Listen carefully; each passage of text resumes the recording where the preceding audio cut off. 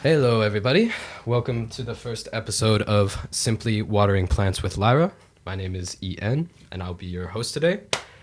So for the first episode, I kind of wanted to just, do a basic introduction to the show, break down what it's going to be about, also what Lyra is as a collective. But before we get into that, we're going to do an hour of music I've been enjoying recently.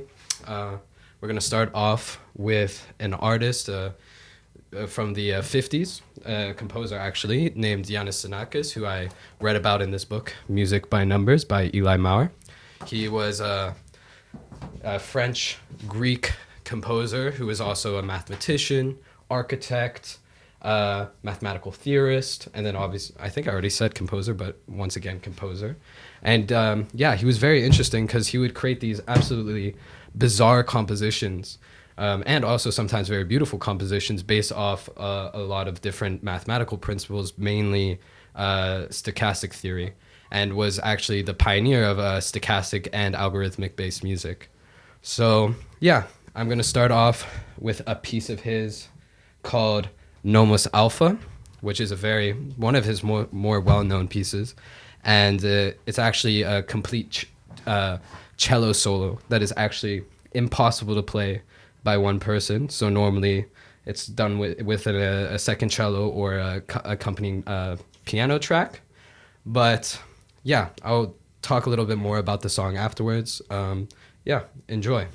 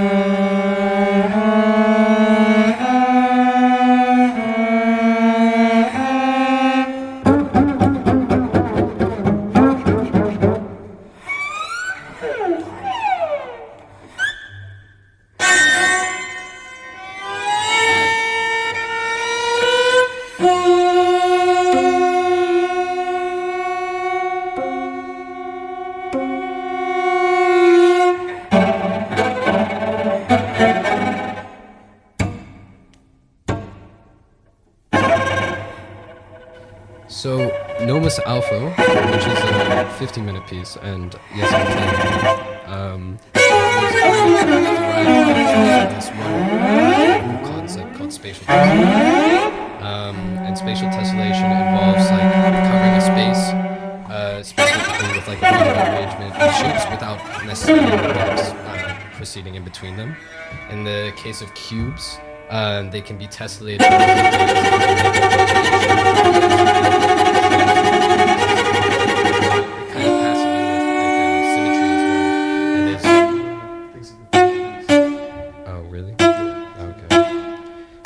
Turn it down a bit. Sorry, where was I? It kind of evolves also in symmetry theory, which is also a big, in terms of theoretical mathematics, a big study, a field of study. And Xenakis applied this by using this spatial tessellation and specifically different frames of reference and different like perspectives on a spatially tessellated cube and the different symmetrical arrangements of the cube, and use that as a kind of a groundwork to build up algorithms and to create musical content. So yeah, I would say this is probably one of, Xenakis's kind of is like the epitome of what he was known for in terms of creating music through mathematical theory and stuff like that. And yeah, there's some great visualizations of exactly what is going on here between the music and also graphically the shape and how, like, I can link it afterwards for everyone's enjoyment, but the way that, the music kind of bounces in between the vertices and the corners of the cube and all this sort of thing. Conceptually, it's very interesting if you're into that sort of stuff. But yeah, we have 7 minutes to go.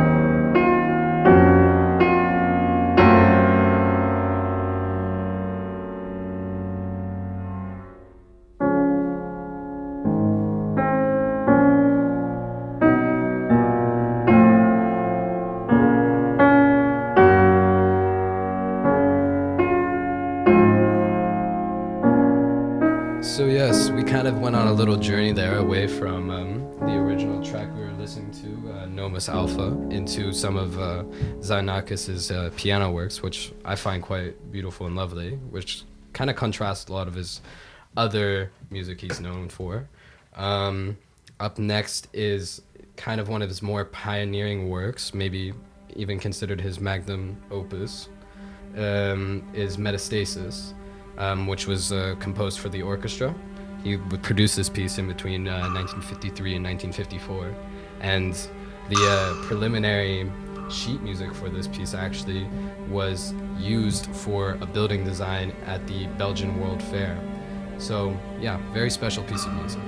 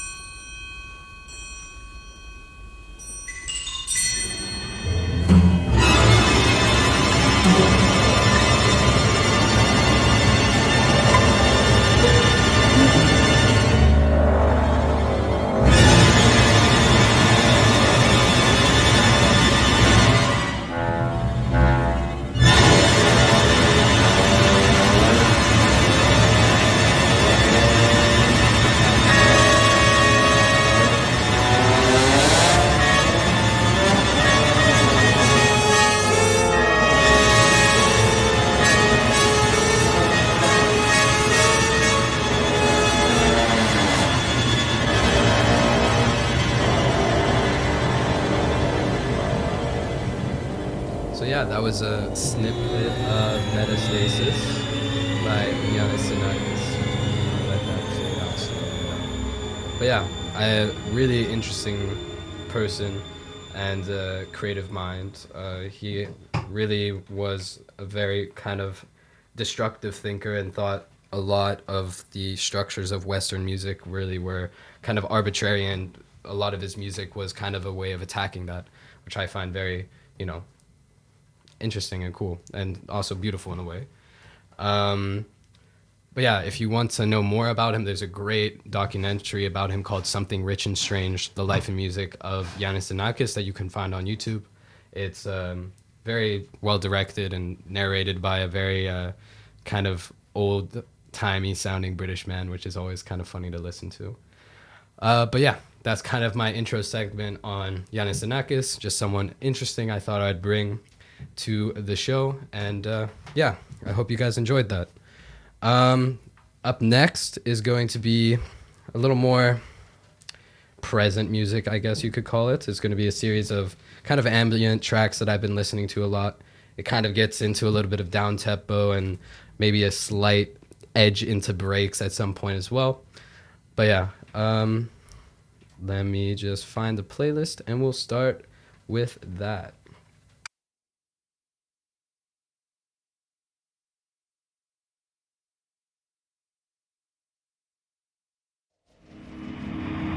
This first track is Xenia Reaper's O_Down.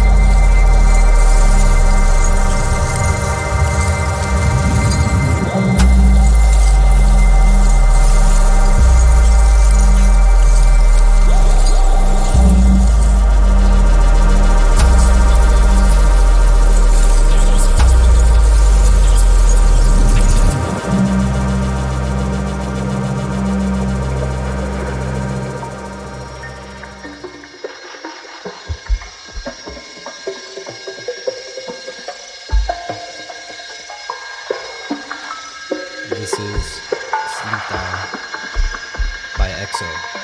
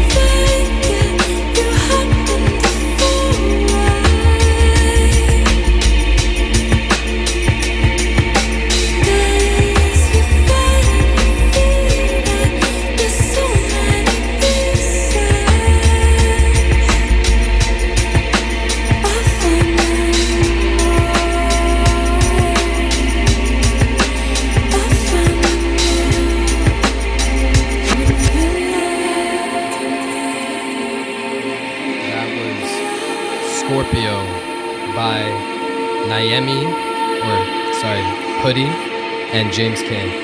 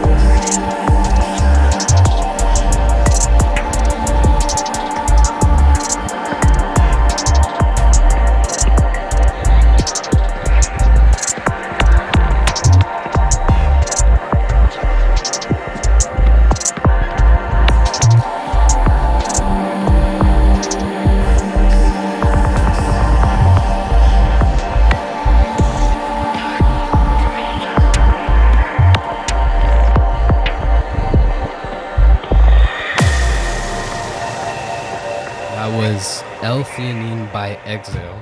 And I want to shout out this artist real quick because you've actually heard them 4 different times throughout this mix as Naemi with the track called Orb earlier, as Hoodie with the track predecessing this one, and then now L-Theanine. And I don't know, they're one of my favorite producers right now. So dynamic with both club music and also a lot of ambient and just all sorts of genres and stuff like that. So if you have the time and you're looking for some new music, Exhale, Naomi, now Hoodie, can't recommend more. All right, we're gonna close off this section with a Ski Mask track. Also, if you don't know Ski Mask, one of my favorites. Yeah, please enjoy.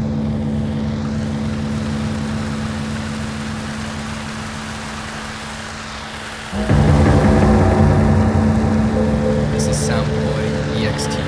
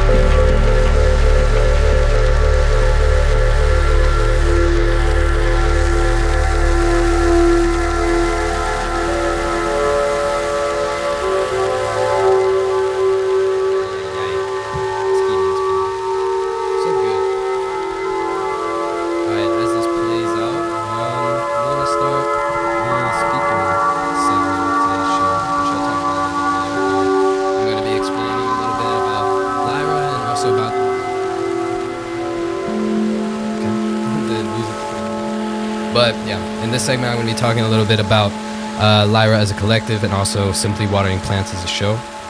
So, what is Lyra? We kind of never defined this for, we've been working together like the entire group now for over a year. And a lot of that has been a lot of trial and error and trying new things and learning new things and, bickering and throwing events and all that sort of stuff. But I think we've gotten to a place now where we feel pretty comfortable saying, who we are and what we're about. I guess we'll start with the name. So I'm actually wearing Lyra right now for those who are watching the video or, watching watching live with us right now.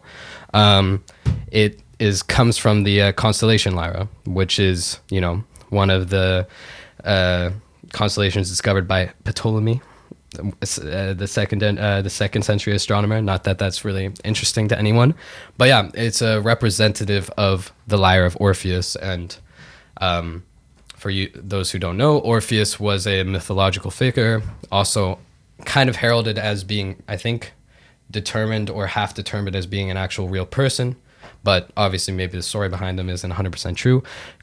He was considered the god of music. He was completely mortal, but he had skills and so of such high caliber that, he was officially considered by the gods and, man to be a god himself, which is something that never reoccurs again in Greek mythology.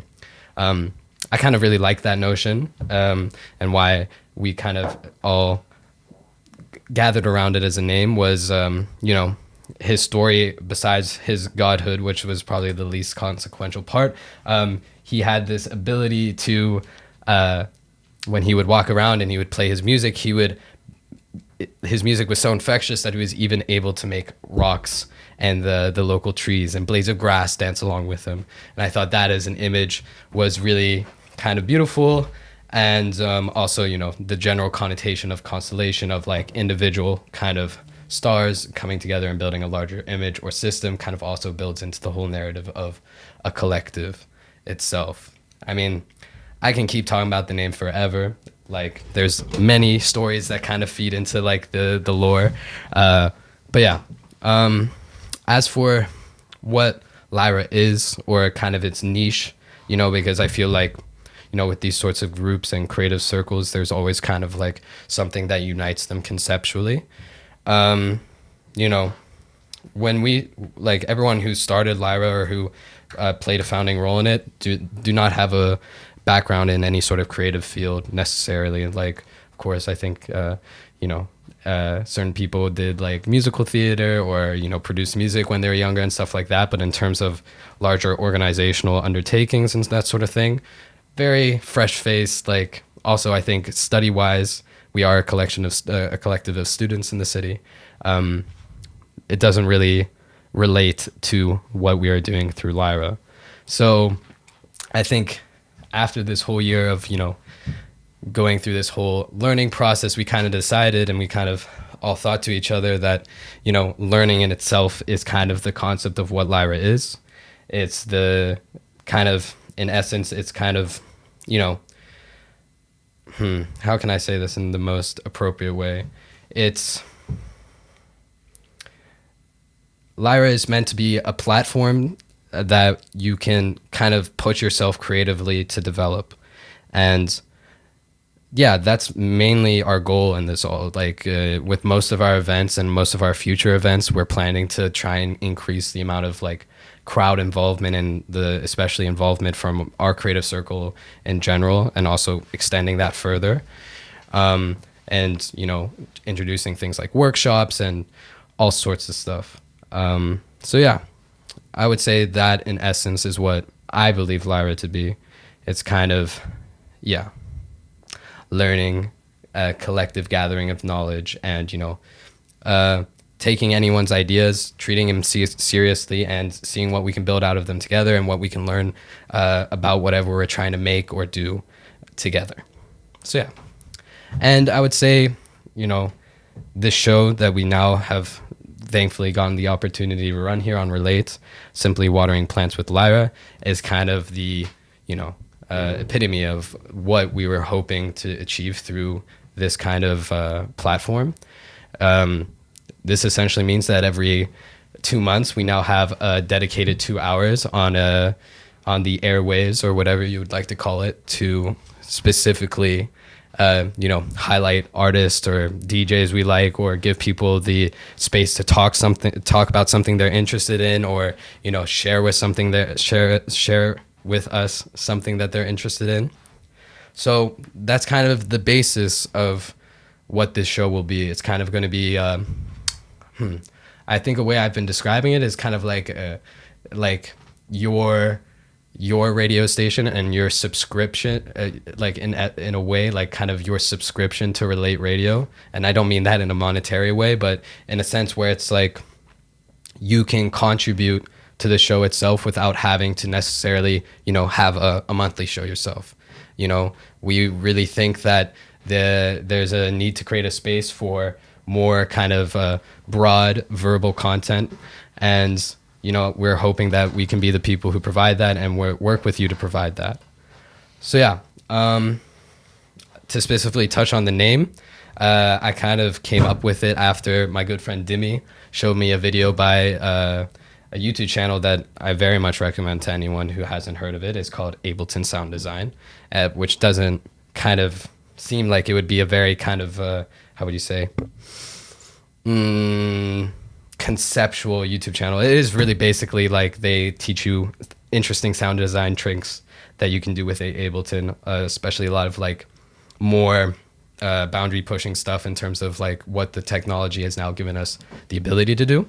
But they created this great video that I really enjoyed, and I continue to share, called On Gardening. And I'm going to play the audio for you now. I really recommend that you go watch the video itself. It's pretty much the same thing, but yeah, obviously all credits go to Ableton Sound Design.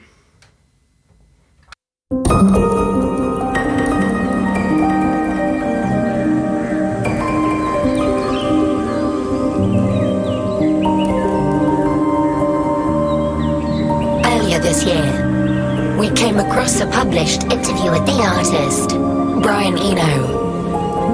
At some point, he contemplates the difference between architecture and gardening. Not so much as a profession, but as a mindset.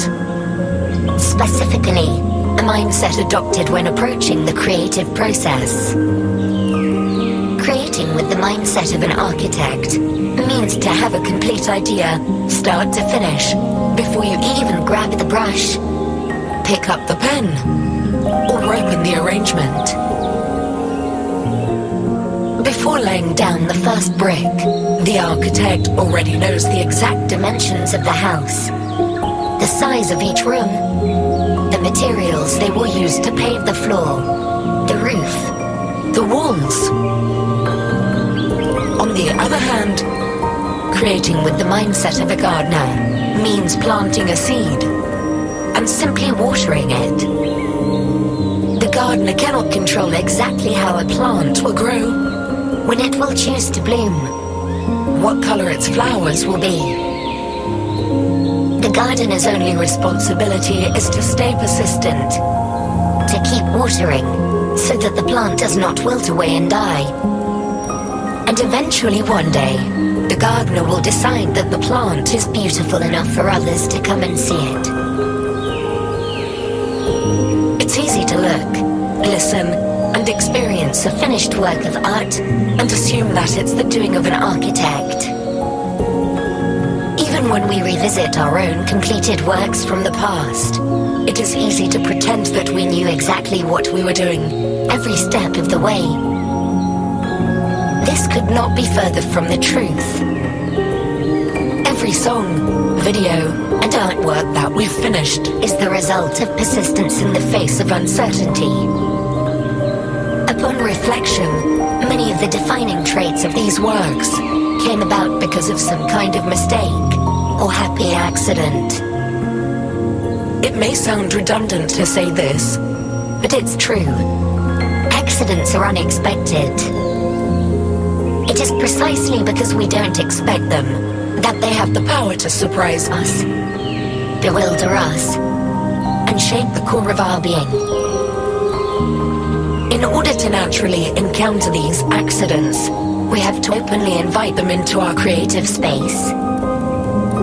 To do so, we must welcome the prospect of failure, as failure begets artistic growth and empowers us to try new things, free of judgment or doubt. To work as an architect is to plan everything, and to eliminate the possibility of being surprised. This is why, when we apply the expectations of the architect to our own methods, we are only met with frustration and the fear of failure. To work as a gardener is to let go, to embrace failure, and to trust in the water. It is much healthier, more sustainable, and ultimately more beneficial to our art to shed preconceptions, stop worrying, and just water the plant. You don't need to force it.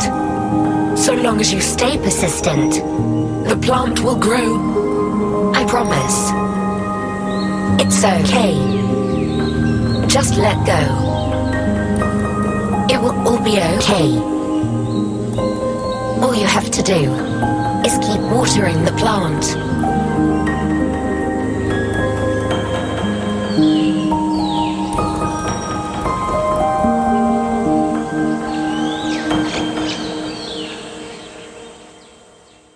So yeah, I mean, I think the video can come across as a bit sappy at times, but I think it's a very good characterization of the type of, mindset that we want this show to have.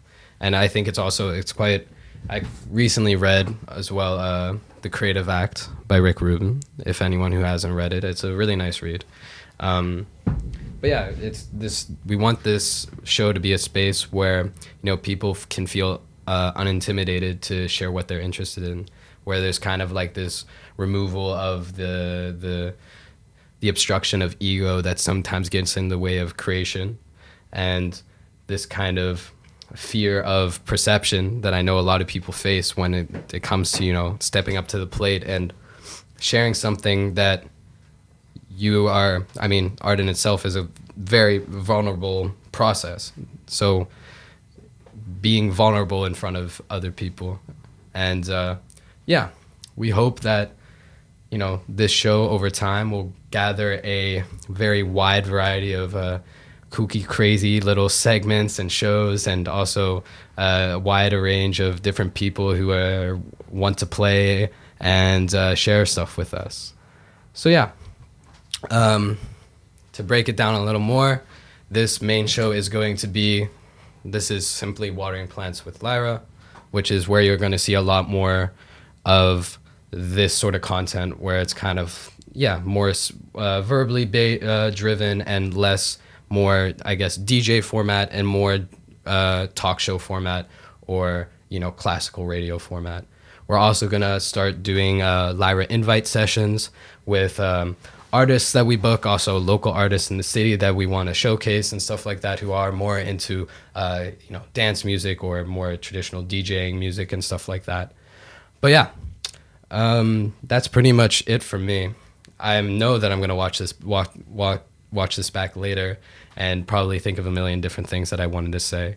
And I'll find some way to share that with everyone. But for the rest of the show, I'm going to play some club tracks because, I'm going to announce this now. In the next month, on November 25th, we're going to have our first collaboration with Oost. We're going to be hosting 2 artists. We're going to be booking one from locally here in Groningen, and then also one from Germany in Berlin. Those announcements will come out later. But I kind of put some tracks together that I think I think they're pushing more the experimental side of the kind of sound that I want to bring to the arcade, or the upstairs room as it's now called.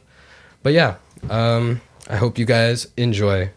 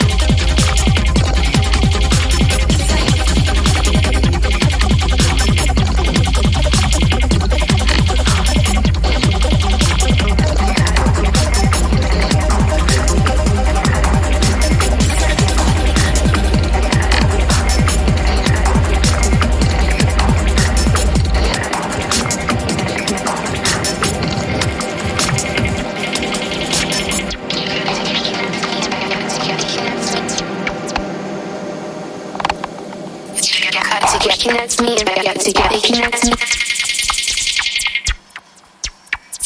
Cut to get connects me and I got to get me in the cut.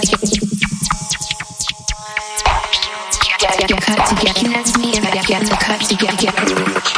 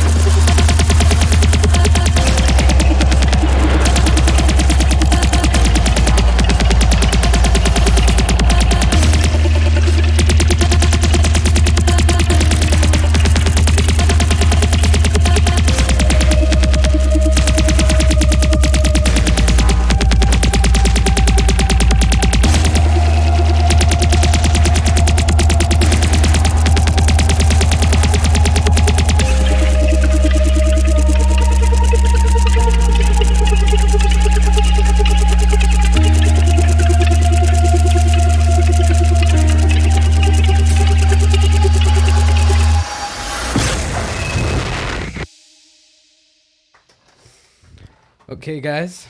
Thanks for tuning in to the first episode of Just Watering Plants, or Simply Watering Plants with Lyra. Thank you to Fleming, my operator. Thank you to Emery. Thank you to Eva. Thank you, Flavia. Thank you, Lisa, and the entire team. And see you guys in 2 months.